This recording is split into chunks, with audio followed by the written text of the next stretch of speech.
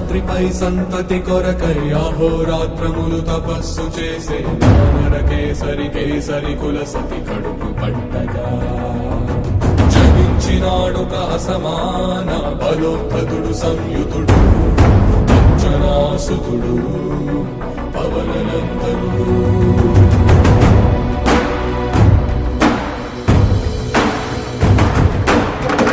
కిరణముల ఉదయాత్మి గని అది పండిన తీరని పంటను పడు సూర్యమండలము పట్టి తినాలని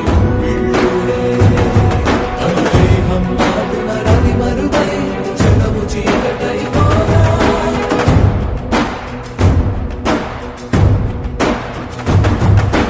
అది అమరేంద్రుడు గమనించి తన ఐరావతమది ఓడించి ఆంజనేయుని సమీపించి తన వజ్రాయుధమును విసరగా అది పవననందనుని హనుముని తాకా చిందిన రక్త బిందువే విద్యుద్వేగంతో ధరణి స్థలి వంద కడలిలో చచ్చి